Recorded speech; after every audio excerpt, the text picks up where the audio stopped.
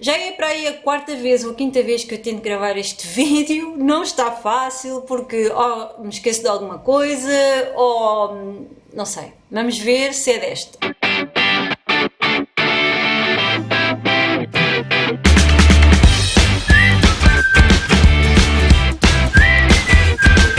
Olá, o meu nome é Cláudia e bem-vindo ao canal A Mulher que Ama Livros e eu hoje venho falar sobre o livro do momento, A Peneia, da escritora portuguesa Tânia Gago. Então este livro tem cerca de 700 páginas, 11 horas, quase 12 horas de leitura no meu cubo, mas eu li muito rapidamente, são 700 páginas que fluíram bastante bem. Os capítulos são muito curtos, o que ajudou também. Então neste livro nós temos um casal que se está a divorciar e então que tem um filho pequeno e pelos vistos o marido não aceita muito bem esse divórcio e vai acabar por usar a criança, o filho de ambos, como uma peça de xadrez, portanto quase como um objeto para se vingar da mulher e fazer a vida negra a essa mulher. Eles vão entrar num processo doloroso, sofrido e longo de divórcio e de partilha, não é? Quem é que vai ficar com a criança? Quem é que tem mais direitos sobre ela? E com isto tudo, não é? Nós temos uma criança que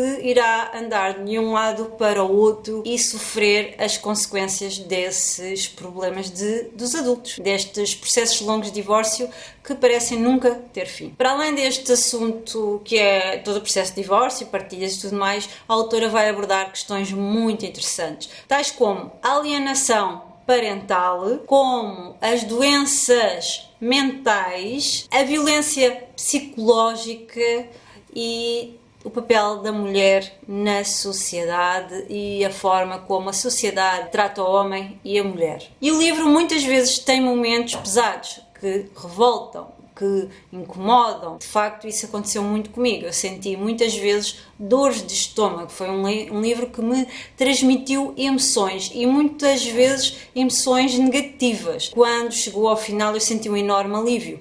Não só pelo final, como por ter chegado finalmente ao fim deste calhamaço. Segundo o livro e segundo as pesquisas que a autora faz para poder escrever esta história, ela indica no seu livro, passo a citar, em 10 anos a violência doméstica fez em Portugal quase 1000 órfãos. E para além das mulheres que sofrem, não é, na pele toda a violência doméstica e psicológica, nós também temos as crianças que sofrem muito e com as consequências de toda essa questão. Eu acho que o livro é interessante quando nós estamos a ler o livro e nós nos deparamos com a realidade que muitas vezes está a ser vivida na casa ao lado, na rua mais acima ou dentro da nossa própria família. Para além disso, também nos leva a questionar muitas vezes qual é o olhar da sociedade em relação à mulher e a diferença no trato, não é? Nós temos aqui, por exemplo, um casal, ambos com a mesma habilitação literária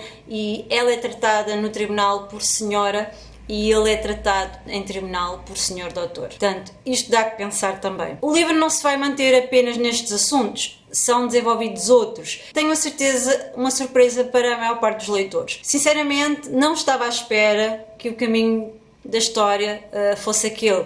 De vez em quando a autora solta algumas pistas do que nos espera, mas de facto é surpreendente e completamente nojento. Pior ainda é quando nós sabemos que existem crianças que vivem esta realidade, não é? É frustrante, incomoda, mas acho que pode sacudir alguns leitores, pode sacudir algumas pessoas para estarmos mais atentos. Uma das discussões que este livro pode também trazer, e eu acho que é uma das questões muito interessantes, é quando o homem tenta sempre humilhar e oprimir a relação da mulher com o trabalho, com o desenvolvimento da sua própria arte e profissão. Muitas vezes a mulher, isto já foi algo que eu pensei que é, muitas vezes a mulher quando trabalha, não é? Trabalha muito, ela é chamada de viciada em trabalho, não é? Viciada em trabalho, uma mulher se calhar calculista, muito distante,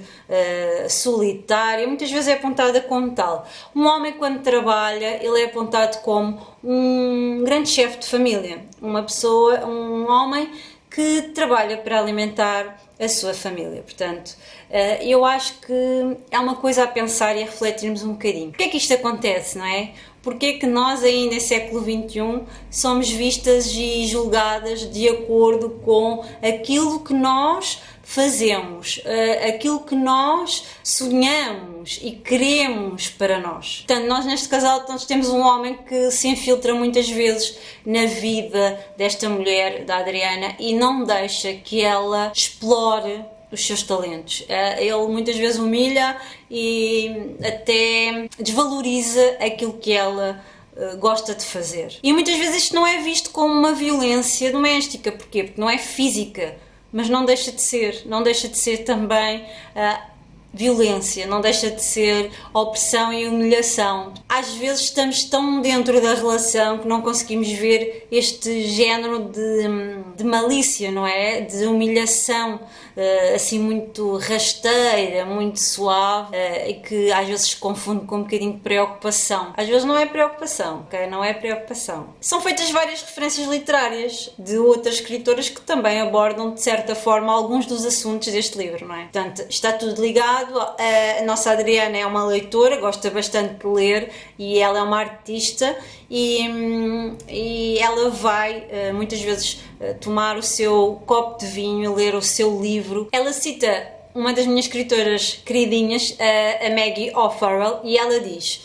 nunca subestimem uma mãe em guerra. Quando se começa a discutir o papel da mãe, não é, na sociedade, e se vai parar aos tribunais, e quando um homem tenta denegrir a imagem de uma mulher com justificações como ela tem muitos namorados, ela teve muitos namorados. E muitas vezes é isso que se tenta passar, é que a imagem de uma mãe que está em guerra, que está a lutar por algo, é uma mãe histérica, dramática.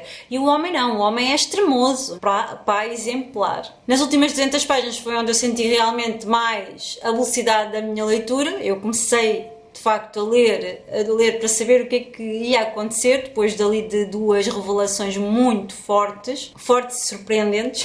Acabei por me desiludir com o final de facto foi uma desilusão, uma decepção.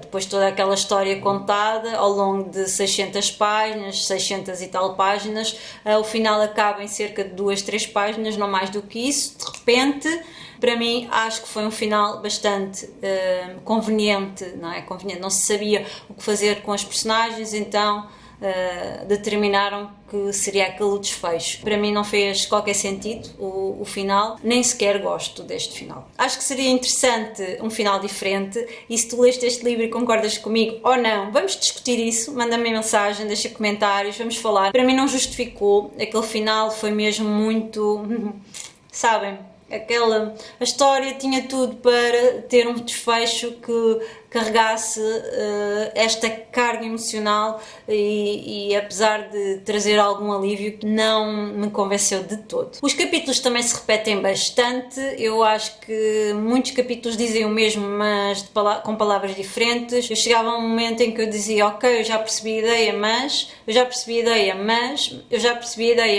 e aquilo não saía do mesmo lugar. Claro que não deixa de ser uma experiência muito pessoal, é uma boa leitura, é uma leitura que eu recomendo, mas que para mim deixou a desejar em relação ao número de páginas e ao seu desfecho. Os assuntos são de facto muito interessantes e abre questões que eu considero importantes serem discutidas agora, não é? No presente, agora, em relação ao futuro de muitas famílias, muitas crianças. Eu consigo entender o tamanho do livro.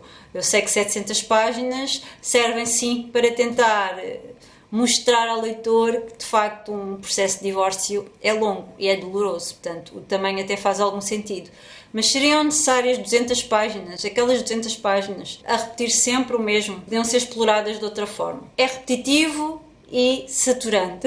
Eu não vi a hora de chegar ao final do livro. Quando chegou, alívio total, ok, acabou. No geral é uma leitura positiva, gostei de ler, foi uma boa experiência e recomendo aos seguidores. Acho que já não tenho mais nada a acrescentar, acho que consegui gravar agora ao vídeo, acho que disse tudo o que queria dizer, por isso até ao próximo vídeo.